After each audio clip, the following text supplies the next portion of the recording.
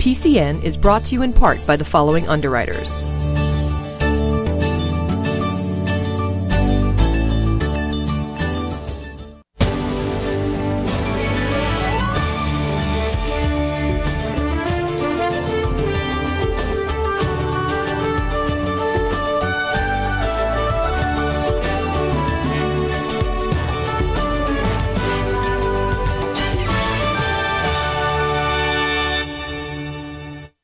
Welcome to PACTV Community News. I'm Larry King, and with me is Julie Thompson. We have a great show tonight, Julie, and we have stories from all of our communities. We do. And we're going to first take you to a first-time homebuyers program, an Irish step dancing school, an Empty Bowl fundraiser in Pembroke also. And PCN takes you south to an art bar at Pine Hills and then all the way to Boston for the Massachusetts Cultural Council's awards ceremony. Our pet adoption spotlight is back with 3 new pets who need loving homes. And Town Talk brings Plymouth Town Manager to the set.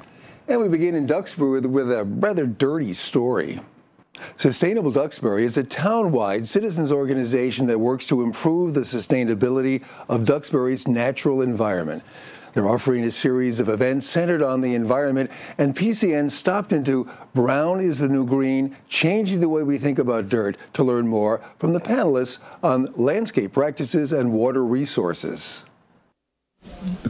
Well, the event tonight is the second event in a series of 3 that we're having over the winter, and we titled the whole series Brown is the New Green, because we have we're focusing on soil for your garden, soil for growing foods, soil that you find on your own property.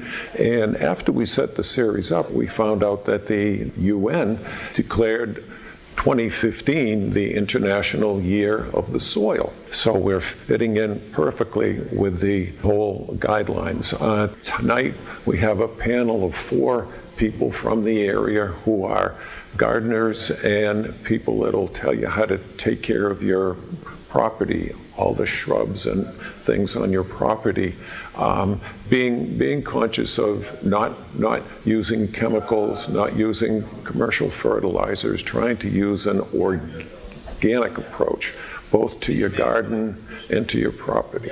So a lot of people ask us what the difference between organic lawn care and conventional lawn care is. Conventional lawn care is a product-centered approach, whereas organic lawn care is really more about building healthy soil. Soil is the growing medium that the grass plant grows in. You can take the healthiest grass plant in the world, but if you put it in poor quality soil, it's going to suffer.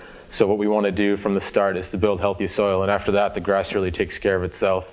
To me, it's a lot about principle, and the principle is that we've learned throughout the history of mankind to grow vegetables, and they didn't always have synthetic fertilizers or pesticides. And so to me, the number one reason to use compost as a soil amendment is because it works. And if you are diligent and add it each fall or each spring and continually work on your soil, you'll end up with great vegetables. And while you build the soil, you'll also learn little tricks and little tips, and things will come to you about how to grow better vegetables. And it's a process. So what do you want to get out of it? You want a lawn? Yeah, you want grass? Yeah, absolutely. Can we do anything to convince you to grow food instead? Sorry, I mean, I know. Yeah, or some lawn, right, around I could the use food.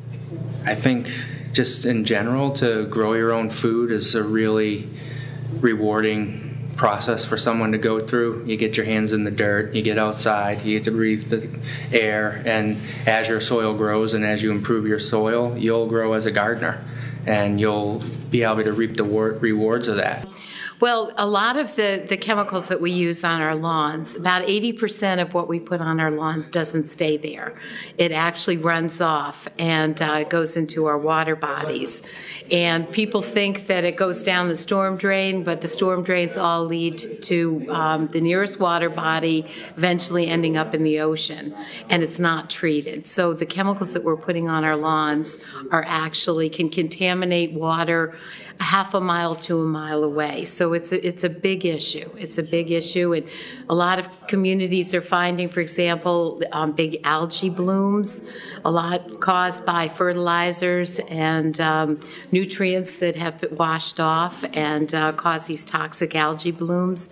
So just about everything that we do on our property has an effect on the water body, because most of what we put on our land does not stay there, and it ends up contaminating the water.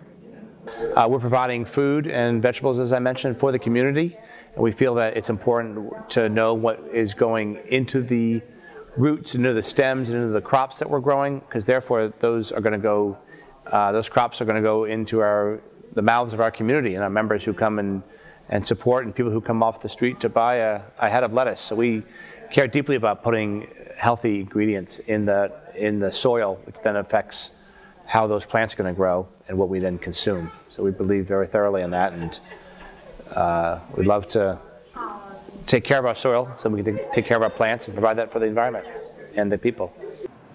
South Shore Housing hosts several different workshops, one of which is for the first-time homebuyer. The Homebuyer Education Workshop helps potential homebuyers with all aspects of the home buying process.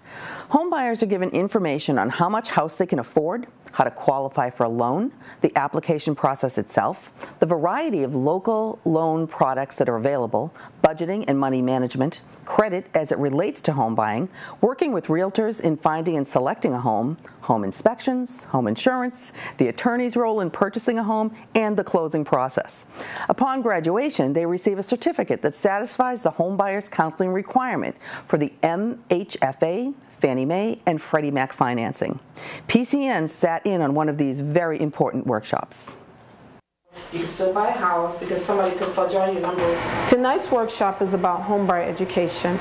This class is designed for people who are first-time homebuyers or re-entering the homebuyer market due to foreclosure or past issues with home ownership.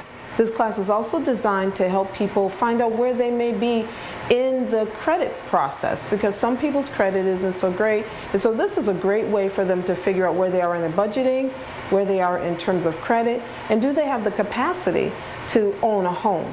The speakers we have this evening are from one of the agencies that we work with, and what's great about these speakers is they all have expertise in certain areas. So we allow them to come in, talk about budgeting, and budgeting is like the biggest piece. I always say to homeownership, if you don't have the money, you really should be reassessing where you are in homeownership.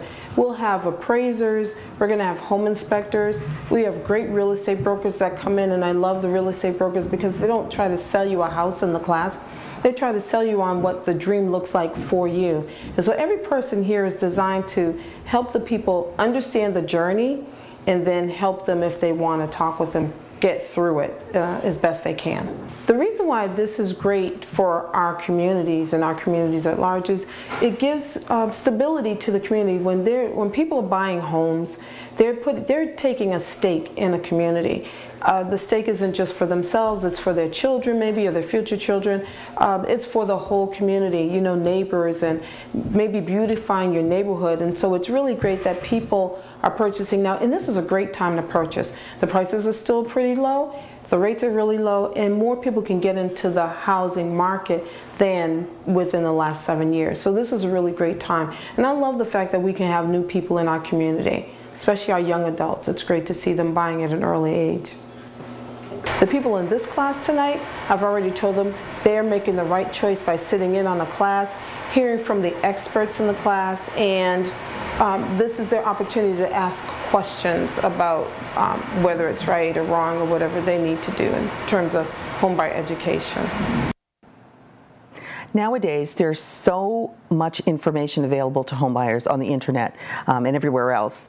But it's really nice that they have a course to take like this that almost gives them a checklist to make sure that they're not forgetting anything. There's so much involved in buying a house today. Yep. I mean, there's the financing, there's the repair, there's the home inspection. Right. It just goes on and on. It's much more complicated. When I bought a house, like, 1981, the only house I ever owned, and it was a much simpler process. Right. You and your realtor, that was it. Yeah, basically, yeah. And then the closing and coming in with the dough. And yep, there you go. The Knights of Columbus Hall in Pembroke hosted the second annual Empty Bowl project over the weekend. The ticket price for the event paid for a ceramic bowl which was painted by the kids and adults that could be filled with several types of soups donated by 9 different local restaurants. St. Thecla's Parish had a committee of nine in the kitchen, setting up and cleaning up while the teenagers helped delivering bowls by serving soup. We met with one of the parishioners to give us a rundown and where we were bowled over by the event. All right, take these ones, move that thing around.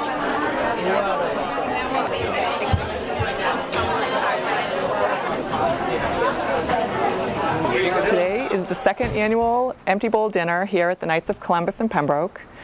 We call it Empty Bowl because we have people that paint hand-painted ceramic bowls, and the ticket allows you to pick out a hand-painted ceramic bowl and also get delicious soup donated by local restaurants. It's a small group of parishioners at St. Thecla's Parish that came together, and we try to come up with charities each year that we can donate our time and energy to. This year we donated our efforts towards Father Bill's Kitchen down in Brockton. They need a new stove, and so we're trying to raise money, $5,000 to $6,000, so they can get a new stove, install the new stove, and possibly make some kitchen renovations. We have a local pottery place in town that helped us paint the bowls, and we are so grateful.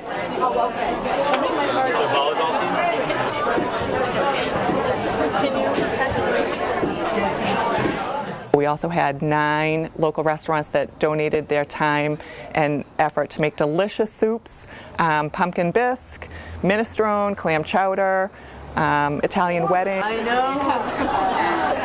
No, let's mix it. Mix it. We reached out to the community to help us paint the bowls, but we also reached out to the teenagers to help us serve the soup, and the local restaurants to come up with the recipes that we are serving here today. We had a parishioner bake homemade bread. No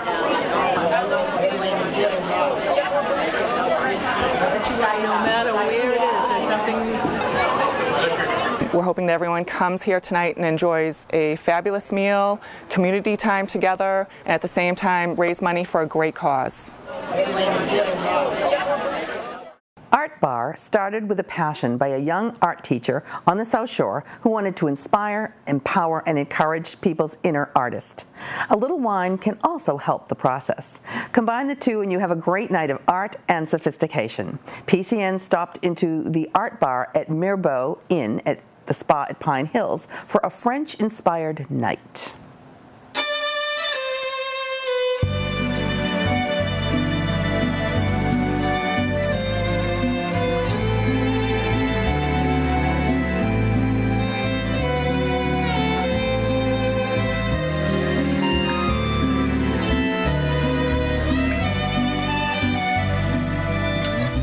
The Art Bar offers a great event, something outside of our guest comfort zone, and something they might not ever try to do on their own. And it's so much fun, and it's a great community event where friends are made and memories are shared.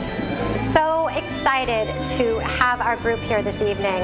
We're going to have a group of 30 people that are creating their own masterpiece, and by the time the evening ends, they are not only going to have a beautiful piece of artwork that they have created here, but they're going to have the entire experience. The wine, the food, the cocktails. It's more than just a painting, and it's more than just a visit to a restaurant. I want to welcome you all to Mirbeau and to Art Bar. I am so incredibly excited to have you here. This is our second time meeting for a series that we are going to extend until December. Once a month, so I'm thrilled, and every time will be very unique and very different. We are painting the Eiffel Tower at night, and each person will do their own rendition, and I always try to inspire them to pull out, again, what they want to have happen within their painting.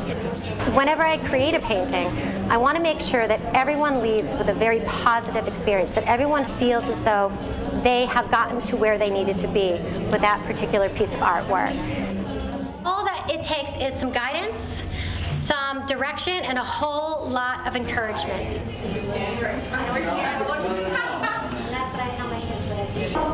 Often people don't understand what they have inside of them. And that's where my expertise comes in. That's where my joy comes in, to be able to work with people and help them bring out what they don't have any clue that they have.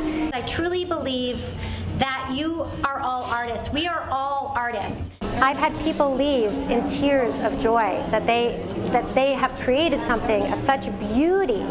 And I've heard so many stories and so much feedback that after leaving Art Bar, they go home and they attempt this on their own, because they realize, I really do have this inside of me, and why not just experience it and see how it goes and what happens. And it's really a beautiful thing.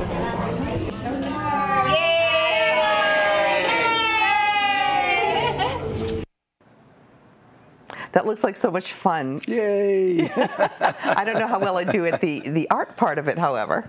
Well, it gets you in touch with the inner artist. There you go. That's important. You need to make that relationship with the it's a fun artist. event. Yes. For sure. I'm impressed. Very impressed. Well, every 2 years, the Mass Cultural Council presents the Commonwealth Awards. This is an honor that's been bestowed upon people like Yo-Yo Ma for their contribution in the arts and culture of Massachusetts. The Plymouth 400th Committee nominated Plymouth's Cultural District for an honor and was recently one of 2 communities who was given this prestigious award here in Massachusetts. And PCN there was there to show you their special day.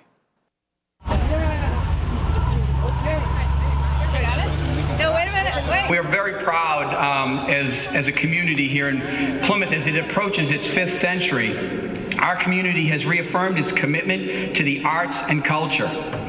Our new Plymouth Bay Cultural District is the epicenter of art, music, food, shopping, and history. We have to show that the arts are playing an integral part in the community life. And as our residents know, in the last several years we have made such phenomenal advances in the arts, which is really making Plymouth a very, very special place to be. Not only our history, but now we have arts programs that are going 12 months out of the year. We're involving young people in the community. It starts in our schools, and it's just filtering out into every part of community life. So today, we've got a group of people in from Plymouth at the State House. We are accepting our Commonwealth Award. We were chosen out of 8 different categories. We were chosen for the Commonwealth Award in the Creative Communities category. And we came in on a bus, and there are about 40 people from Plymouth here, plus our legislators. For me, it's exciting because it really shows what we've been doing in Plymouth. Just over the years, I've just watched our cultural community grow. Obviously, we've always had the history, and we've done great with the history, but now there's so much more, and frankly, it's a great way to bring people to our community, because when you come to Plymouth, not only do you see the incredible historic assets that we have in the Mayflower and the plantation and that route, but now you have things to do beyond that, whether it's the Spire Center or the Plymouth Arts Guild. There's just so much happening in that area, and it's growing and it's building on itself exponentially. And so, accepting on behalf of the town of Plymouth, we have 10 guests here, and the Chairman of Board of Selectmen, Ken Tavares. Please come up so you can receive your award. This is as good as the Academy Awards. I think it's as good as it gets in a week. To accept this award on behalf of the town is a very, very big honor for us. On behalf of the town of Plymouth and the Board of Selectmen, I am so privileged to be here. The good people of Plymouth have long recognized that the arts should be valued not only on social or economic benefits, but more importantly, that the arts expand the mind and the soul and can truly change a community for the better. It feels very exciting. It's almost like our little Academy Awards ceremony, and it's so great to have so many people from our creative community who were willing to come in, get on a bus, come in here, and be 1/6 of the audience. I'm incredibly proud of the town of Plymouth, and frankly all of the organizations that have made this possible, because it was so many different organizations coming together that have enabled us to be in the position that we're in today to receive this award. Thank you so much. It seems everyone is Irish on St. Paddy's Day, but here on the South Shore, many of us do in fact come from Irish heritage. So it's no wonder that within our 4 communities, we are home to world-ranking Irish step dancers. And during this time of the year, their feet and themselves are very, very busy. March is a very busy time around Dunleavy-Schaefer, and for all Irish dancing schools, we call it March Madness. It's our own version of March Madness. We do a lot of performances from nursing homes to larger scale. We're going to be performing with Ronan Tynan. He's one of the Irish tenors, and he'll be performing at Memorial Hall in Plymouth, and we'll be kicking off his performance. We have a group of 16 dancers that will be doing a original choreography for that show, which they'll also be doing at the World Championships. So it should be a really fun event, and it's just a really busy time and lots of fun for all the kids at all levels. One of the stories we often tell at St. Patrick's Day, we do a lot of performances, and the legends we like to share, that a fesh, which is that word for competition, was originally a Sunday afternoon festival. It would be after Mass. So historically, everyone would wear their Sunday best. The girls would have had their hair set that day, and that would be the one day of the week they'd end up with curly hair. So they had their curls, they had their best dress, they would get up and perform for the mayor or the earl or whoever was in charge of their town. And then awards were given out, and it really developed from there. So some dancers at our school decide not to compete and just to do performances and shows and just come to class because they love dancing so much. And a lot of our dancers decide to go to local competitions, which we call a fesh, and they're held all around the region, all through Massachusetts, New York, Connecticut, all over the place. You could go to a fesh every day of the week if you really wanted to. And they eventually progress from step about, which is just the little tiny 3-year-olds, 4-year-olds, to beginner, advanced beginner. And then they move up to different levels called novice and prize winner. And then they get into championships, called preliminary and open championships, and then once they get through those levels, they can qualify to go to the regional championships, which is called the Oireachtas. It's an Irish word for championships. And then they qualify then to go to the nationals, which is North America, Canada, and the U.S. and Mexico. And then from there, either the regionals or the nationals, they can qualify to go to the World Championships, and they're held every year around Easter time, either in Ireland, England, and for the last couple of years they've been held in North America as well. So this year they'll be in Montreal, Canada, and we have 11 dancers qualified to go to Worlds that will be competing at the World Championships. So we're very proud of all they've accomplished through all those levels of dance. It's a great area for Irish step dancing because there's so many families with Irish heritage, and a lot of these families have ancestors that came over, moved to Boston ages ago. They often grew up in Dorchester and then have spread out further into the South Shore. So it's called the Irish Riviera, we joke about it. It's like something that the parents did, their grandparents did, and it's just part of their culture. So when the child is of a certain age, they think, okay, well, let's go sign up for Irish dance lessons. Well, it was like a family thing, really. My grandmother, she really liked Irish step dancing and got me and my sisters into it, and I just fell in love with it ever since I was 4 years old and just kept going. When I was younger, Irish dancing was not anywhere near as popular, but when River Dance and Lord of the Dance became popular, it was like every dance class doubled in size and everybody wanted to try it, and so that made it internationally known. That really, I think, changed the market everywhere in the world, and so Irish dancing was, competing with ballet and tap and all these other activities that kids across America will sign up for, whether they're Irish or not. I compete, I'm in open, which is like the highest level in competition. You guys competed with girls from Ireland? Yeah, all over the world. Yeah. How many times have you been to the World Championships? I've been to the World Championships twice. Once in Belfast and once in Boston. This is my 3rd World Championships this year, and I've competed in 6 national championship competitions.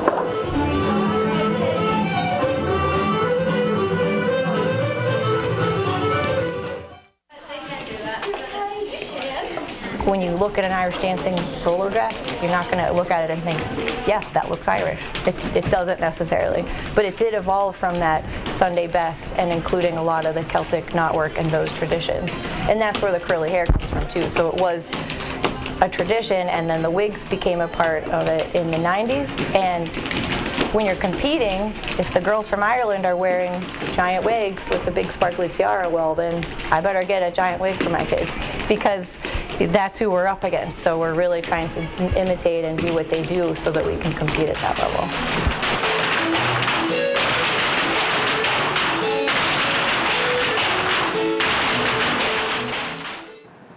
This is a big deal. I love the pageantry, the costumes. It's gorgeous. A lot of fun. You know, I've been a dance teacher and choreographer for over 2 decades, and I know how difficult Irish step dancing is. A lot of people have no idea how hard it is. And those girls are just superlative. And we're so proud of them here on the South Shore. We are indeed. Thank you.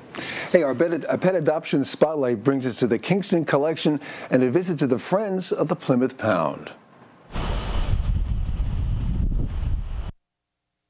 Hi, I'm Gail Fitzpatrick. I'm the director of Friends of the Plymouth Pound, and I'm here today at the Adoption Center at the Kingston Collection. Friends of the Plymouth Pound is an all-volunteer animal welfare organization which began in 1984. We have many different programs.